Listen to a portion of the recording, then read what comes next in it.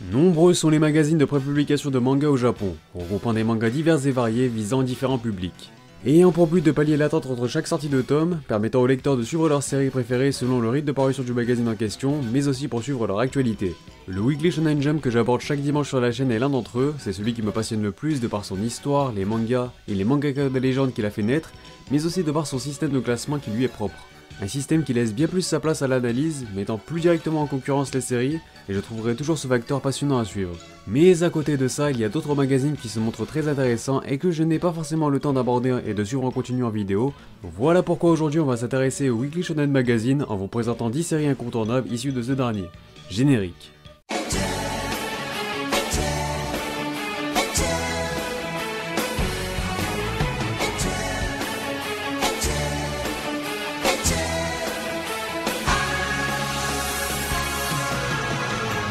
Salut à tous, c'est Otakult. Comme promis, on se lance dans les autres rubriques à thème centrés sur différents magazines.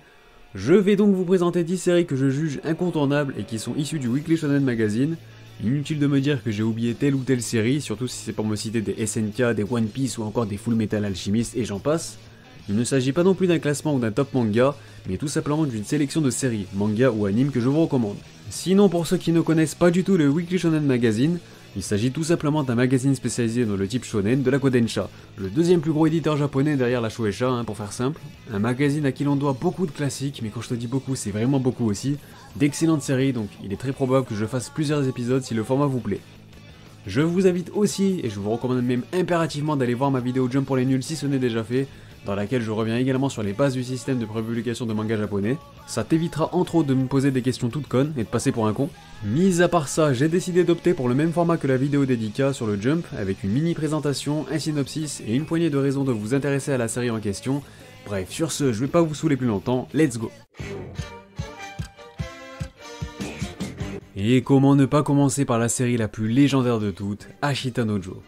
Ashita no Joe est un manga scénarisé par Asao Takamori et dessiné par Tetsuya Shiba qui a vu le jour en 1968. Il s'est compilé en 20 opus au Japon en 1973, tandis qu'en France, vous pouvez retrouver une édition vintage de 13 volumes chez Glénat. Ce manga de légende possède également une adaptation animée par le studio Mushi Productions, la première faisant 79 épisodes, tandis que la seconde en comporte 47. Voilà de quoi ça cause. Joe Yabuki est un orphelin de 15 ans, rebelle, bagarreur qui se retrouve constamment en conflit avec les autorités. À peine arrive-t-il dans un bidonville que son air de fouteur de merde éveille la curiosité et l'intérêt de Denpei, un ancien boxeur devenu alcoolique. Ce dernier va alors voir en Joe un incroyable potentiel et il ne va plus avoir qu'une seule idée en tête, faire de Joe le plus grand boxeur de l'histoire. Malheureusement, l'intéressé semble plus que jamais attaché à son indépendance et Denpei comprend qu'il va devoir gagner la confiance de ce jeune voyou dont la vie ne lui a jamais souri. Ashita no Joe raconte donc l'histoire de Joe Yabuki, celle d'un homme rejeté de la société qui trace son chemin dans le sang et l'espoir d'un possible meilleur lendemain. Difficile de résumer ce monument du manga en quelques phrases tellement ce chef-d'œuvre a apporté à l'art du manga. Je lui ai d'ailleurs tout récemment réservé une vidéo, donc si jamais vous l'avez loupé, je vous invite à aller la voir car j'en suis assez fier. Comme vous le savez, je n'ai jamais caché mon amour pour ce manga, c'est pas pour rien que je l'ai en logo de chaîne, une œuvre qui m'a énormément marqué de par ses thèmes abordés, ses personnages finement écrits et au développement parfait. C'est l'essence même de la perfection à mes yeux, tout simplement. Le scénario est plus que jamais dense et surtout prenant, l'ascension de Joe Yabuki est extraordinaire, partant de rien et ayant même tout perdu, c'est au travers de la boxe qu'il va signer sa rédemption et s'attirer une ferveur qu'il n'a jamais connue.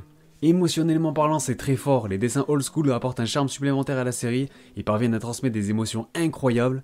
Qui plus est, l'anime est lui aussi très bon, je dirais même excellent encore une fois, car pour l'époque, l'animation n'a rien à envier à certains mainstream de nos jours, il a même très bien vieilli.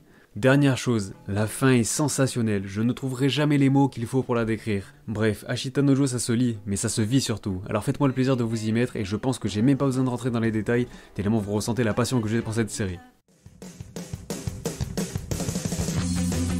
Et quoi de mieux que Hippo pour succéder à Ashita no Joe? Hajime no Ippo est un manga signé George Morikawa qui est toujours en cours de publication depuis 1989 avec plus de 120 tomes parus à ce jour. Il est disponible aux éditions Kurokawa et bénéficie également d'un superbe animé réalisé par le studio Madhouse avec une centaine d'épisodes répartis en 3 saisons.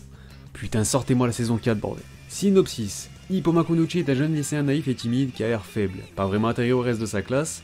De plus, il est persécuté par une bande de voyous qui le tabasse régulièrement à la sortie du lycée, sous le prétexte qu'il sent le ver de terre. En effet, Hippo est aussi un brave garçon, et son père étant mort alors qu'il était encore jeune, il aide sa mère après les cours dans son travail de capitaine de bateau de pêche, lui laissant ainsi peu de temps pour véritablement créer des liens sociaux avec ses camarades ou faire des activités après les cours. Et alors qu'un jour il se faisait tabasser par la bande de Rakai, donc un jour banal dans la vie d'Hippo, Un homme intervient et les fait fuir, simplement en faisant une démonstration de sa force. Il s'agit de Mamoru Takamura, un grand espoir de la boxe professionnelle. Ils sont assez gentils dans le synopsis quand même parce que le mec c'est un mastodonte d'entrée de jeu. Et par cette rencontre, la vie du jeune Hippo en sera transformée à jamais. Ah, ça faisait un moment que j'avais envie de vous parler de cette série parce que j'avais fait une vidéo sur l'auteur au tout début de la chaîne, mais j'avais pas encore parlé de l'œuvre en tant que telle. L'héritier légitime du grand Ashita Nojo. Si ce dernier reste relativement très différent de par son contexte social très fort autant mis en avant que le sport, Hippo s'inscrit quant à lui dans un registre purement sportif. Les points positifs du sport y sont donc davantage retranscrits, on s'intéresse avant tout à l'esprit sportif, le dépassement de soi, le plaisir de l'effort, sans trop s'aventurer vers les plus sombres côtés de la boxe, contrairement à Ashita Nojo. Cela dit, Hippo excelle dans ce registre et en termes de manga purement sportif, c'est clairement ce qui se fait de mieux à mes yeux. Le manga a 30 ans et pourtant il continue de garder un rythme et une intensité complètement folle. Il m'est impossible de me lasser de cette série tant elle apporte tous les ingrédients nécessaires pour me tenir en haleine malgré sa longueur, des combats mémoriaux sublimés par des dessins magnifiques venant apporter toujours plus d'intensité. Les phases d'entraînement se révèlent elles aussi très satisfaisantes à suivre puisqu'elles sont servies avec beaucoup d'humour, mention spéciale au GOAT Takamura. Ajoutez à cela que l'on se concentre pas uniquement sur la carrière du héros de l'histoire mais aussi sur les différents protagonistes, ses rivaux et quelques autres personnages secondaires, un autre facteur qui rend ce manga plus que jamais divertissant. On nous propose une palette de personnages variés mais surtout attachants, il en va de même pour les combats où chacun adopte un style de boxe différent. Il m'est donc impossible de me lasser d'Hippo, donc franchement si vous avez peur de la longueur du manga, foncez, c'est vraiment un bijou, c'est une dinguerie, c'est une référence du manga sportif, c'est une référence du manga tout court. Envie d'humour dans le genre Furio cette fois-ci? Pas de soucis, on va causer de GTO, un manga de Fujisawa Toru compilé en 25 tomes chez Pika. L'anime est quant à lui disponible sur ADN, il dispose de 43 épisodes réalisés par le studio Pierrot. Synopsis. Ancien chef de gang, Ekichi Onizuka, 22 ans, ne voit d'abord dans l'enseignement qu'un moyen de se rapprocher de jeunes étudiantes. Un désir compréhensible quant à son âge, on est encore puceau. Soutenu par sa secrétaire générale, détesté par son sous-directeur, le nouveau professeur ne fait pas l'unanimité parmi ses collègues, mais qu'importe. Alors qu'il se trouve dans une classe de forte tête, Onizuka, grâce à ses qualités humaines, gagne petit à petit la confiance de ses élèves et les pousse à devenir meilleurs, des résultats que personne avant lui n'avait pu atteindre. Alors on va passer outre ces nombreuses dérivées ainsi que la série d'origine Young GTO sur laquelle on s'attardera dans un autre épisode. Ici on va s'intéresser uniquement à la saga GTO, la plus connue quoi. Il s'agit clairement de l'une des séries qui me fait le plus rire, que ce soit le manga ou l'anime, c'est une dinguerie que l'on se doit de voir absolument. Et malgré les apparences, GTO est une série bien plus profonde qu'il n'y paraît, apportant des thèmes très sérieux comme l'adolescence, l'exclusion, le harcèlement, la famille, les rêves et tout ce qui touche à la vie étudiante. Alors bien sûr tout cela est présenté avec beaucoup d'humour, mais une véritable réflexion sur la place des adolescents au sein de la société japonaise est abordée, ce qui fait incontestablement de GTO une œuvre marquante. Donc au-delà de l'humour qui te fera taper des grosses barres, c'est avant tout un message fort que le manga dégage. Dans un genre encore plus différent, place à Samurai Deperkyo de Akimine Kamijo, un manga disponible en 38 volumes chez Kana. Je n'ai personnellement pas vu son animé de 26 épisodes produit par le studio Din. Synopsis. 1604, l'ère Edo. Les samouraïs encore en vie ont endossé l'habit de nomades errants. Ils parcourent le pays à la recherche d'un sens à accorder à leur existence. Kyo, l'un d'eux, mène une vie d'errance sans réel but jusqu'au jour où le hasard place sur son chemin une charmante chasseuse de primes. Elle n'a de cesse de trouver un certain samouraï nommé Kyo, un être sanguinaire et impitoyable. Vous le savez, je suis un grand fan du genre samouraï et bien évidemment, Samurai Deperkyo peut s'asseoir à la table des légendes aux côtés de Kenshin, Vagabond et j'en passe. Tout d'abord, visuellement parlant, ça déboîte. Le style épuré permet de laisser parler l'art du sabre avec plus de finesse, ce qui apporte forcément un côté un peu plus spectaculaire aux différents combats. On évolue en plein air Edo avec son lot de mystère avec ce petit côté historique toujours aussi plaisant. La grande force de cette série résulte également dans sa capacité à surprendre les lecteurs de par ses nombreux rebondissements. Ajoutez à cela un protagoniste aussi complexe que charismatique, et vous avez la série de samouraïs bien badass à ne louper sous aucun prétexte. On me dit dans l'oreillette que vous voulez encore plus de manga historiques. Pas de soucis, passons à Vinland Saga, un manga de Yukimura Makoto licencié chez Kurokawa avec 20 tomes parus et qui est toujours en cours de publication. Une adaptation animée réalisée par Wii Studio est elle aussi actuellement en cours de diffusion. Synopsis. Depuis qu'Askelad, un chef de gare fourbe et sans honneur, a tué son père lorsqu'il était enfant, Thorfinn le suit partout dans le but de se venger. Mais bien qu'il soit devenu un guerrier redoutable, il ne parvient toujours pas à vaincre son ennemi. Au fil des ans, enchaînant missions périlleuses et combats afin d'obtenir des duels contre l'homme qu'il est le plus au monde, le gentil Thorfinn est devenu froid et solitaire, prisonnier de son passé et incapable d'aller de l'avant, jusqu'à ce que la vie le force à regarder le monde différemment. Alors oui, Vinland Saga est bien issu du Weekly Shonen Magazine, ce n'est pas une erreur de ma part. Il a été transféré dans le Gekkan Afternoon, un magazine seinen afin que l'auteur puisse s'exprimer plus librement et sans aucune censure. C'est clairement l'anime du moment. Une immersion totale dans l'histoire scandinave, une partie de l'histoire des Vikings peu souvent mis en lumière je trouve. Étant déjà un grand fan du manga qui n'a lui aussi rien à envier à la sublime animation de Wit Studio, il n'y a qu'à voir ses planches, c'est juste merveilleusement bien dessiné à tous les niveaux. Qui dit viking dit action synonyme de scènes de bataille impressionnantes où la barbarie fait rage. C'est violent, intense et seule la loi du plus fort règne. Cependant, si dans un premier temps on suit un Thorfinn tourmenté par la vengeance suite à la mort de son père, il va petit à petit tendre vers une évolution bien plus intéressante et subtile que ça pour au final viser un monde idéal où plus rien ne se résoudrait par la violence. Une série qu'on me réclame souvent en sujet de vidéo mais j'ai pas attendu l'anime pour m'intéresser à cette dinguerie, bref foncez, je vous la recommande fort. Codebreaker est un manga signé Akimine Kamijo paru entre 2008 et 2013 pour un total de 26 volumes disponibles aux éditions Pika. Il possède également une adaptation animée de 13 épisodes réalisée par le studio Kinema Citrus. Un soir, alors qu'elle est dans le bus qui la ramène chez elle, Sakura aperçoit dans un parc plusieurs personnes consumées par d'étranges flammes bleues. Au milieu de ce brasier, le supposé responsable de ce crime, un garçon de son âge contemple la scène, insensible aux cris de ses victimes. Quelle n'est pas sa surprise le lendemain quand elle voit cet assassin dans sa classe au lycée. Sakura décide alors d'enquêter sur ce nouvel élève, Rei Ogami, pour tenter d'en apprendre plus. Elle apprend alors que ce dernier est un codebreaker, celui qui n'existe pas, chargé de débarrasser le monde de tout ce que les lois n'atteignent pas grâce à ses pouvoirs. Œil pour œil, dent pour dent, mal pour mal, et surtout, un excellent manga. Codebreaker est l'une de mes premières lectures, et aujourd'hui encore j'en garde un très bon souvenir. L'histoire ne révolutionne certes pas le genre, c'est du classique, mais parfaitement bien construit. Si vous recherchez un manga de baston sublimé par des pouvoirs plus ou moins originaux, je ne peux que vous conseiller de foncer lire cette perle. Bien que l'action est un facteur qui prédomine grandement dans l'œuvre, le développement de l'intrigue et des personnages sont tout autant efficaces, d'autant plus qu'une ambiance mystérieuse s'installe tout au long de notre lecture, ce qui rend l'histoire captivante à suivre. Allez, et en bonus on a affaire à l'auteur de Samurai Deperkyo, donc autant vous dire que niveau dessin, elle a un style très propre. Dans un genre encore complètement différent, on enchaîne avec Cage of Eden de Yoshinobu Yamada, un manga compilé en 21 tomes chez Soleil Manga, aussi connu sous le titre de Eden no Ori. Akira et ses camarades de classe reviennent d'un voyage scolaire en avion lorsqu'un accident se produit, des secousses, une illusion puis le trou noir. Ils se réveillent plus tard sur une île habitée par des espèces que l'on croyait éteintes depuis des milliers voire des millions d'années. La situation devient de plus en plus désespérée à tel point que certains de ses camarades de classe sont dévorés vivants par des bêtes sauvages, tandis que d'autres se tuent en désespoir de cause. Maintenant, Akira et quelques-uns de ses camarades vont tenter de survivre à ce qui paraît être un horrible cauchemar. Si vous êtes friand de mangas de survie, vous ne pouvez pas passer à côté de ce bijou. Le côté surnaturel de l'œuvre est parfaitement utilisé parce qu'il permet à l'auteur de complexifier son scénario.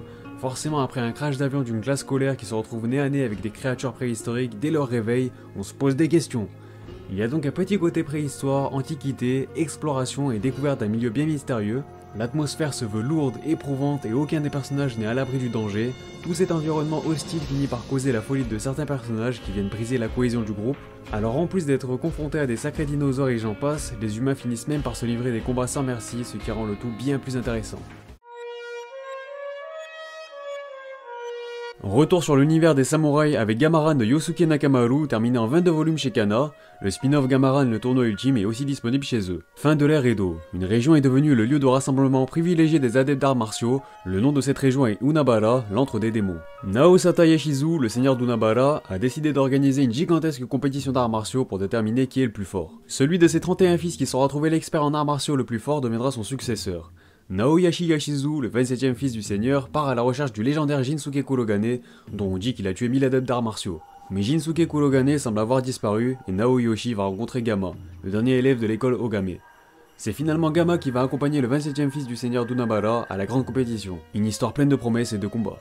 Une série que je place également facilement dans mon top de manga de samouraï. Le point fort de Gamaran est qu'il aborde aussi l'univers des arts martiaux en long et en large, de quoi nous offrir des combats bien plus variés car les sabres ne sont pas les seules armes mis en lumière.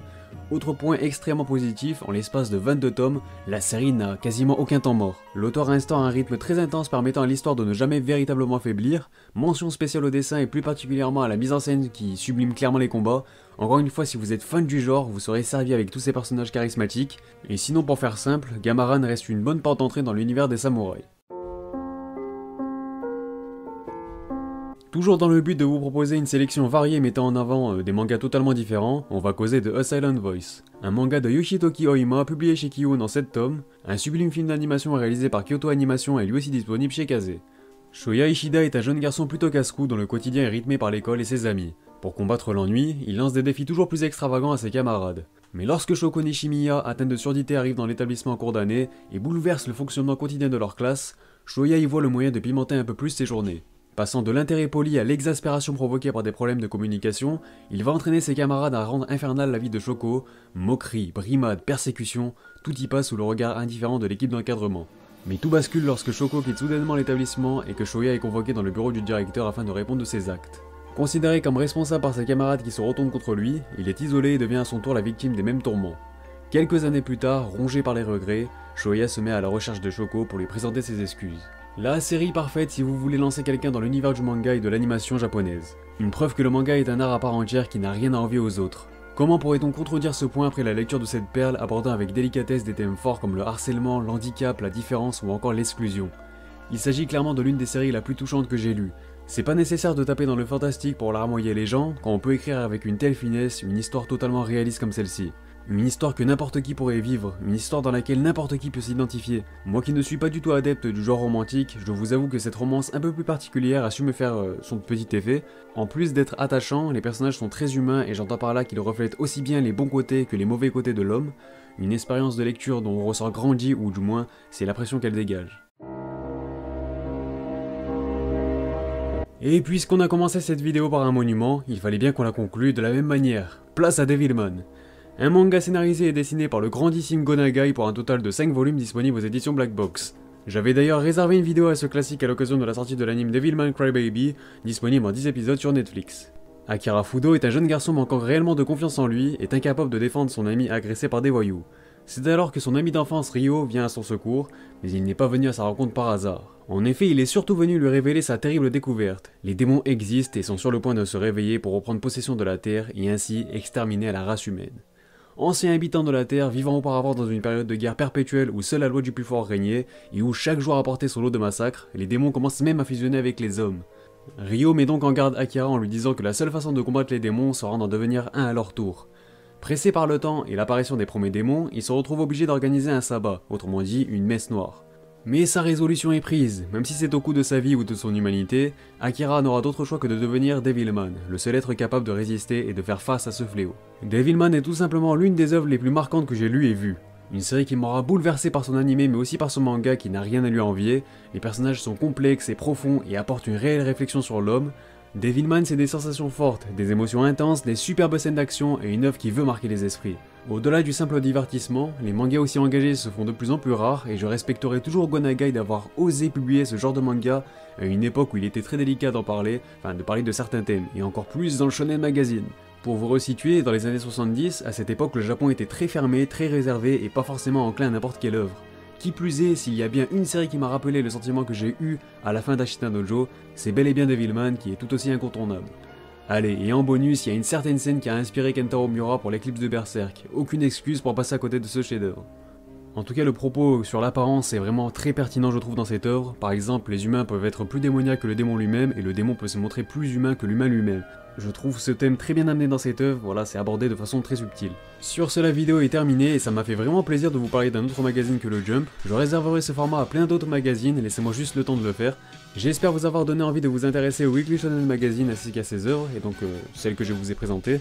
D'ailleurs, je vous invite à me proposer vos propres sélections de mangas issus de ce magazine. Je le répète encore, me citez pas des mangas hors sujet comme SNK, merci. Inutile de me dire que j'ai oublié tel ou tel manga encore une fois, puisqu'il y aura plusieurs épisodes. Et le prochain magazine sur lequel on se penchera sera le Weekly Young Jump. Mis à part ça, vous connaissez les bails, vous pouvez me retrouver sur Twitter, Insta et Discord. Vous pouvez aussi me soutenir sur Utip si vous avez 2 minutes à m'accorder. Allez, sur ce, moi je vous dis à bientôt pour de prochaines vidéos, portez-vous bien, et sur ce, on se reverra.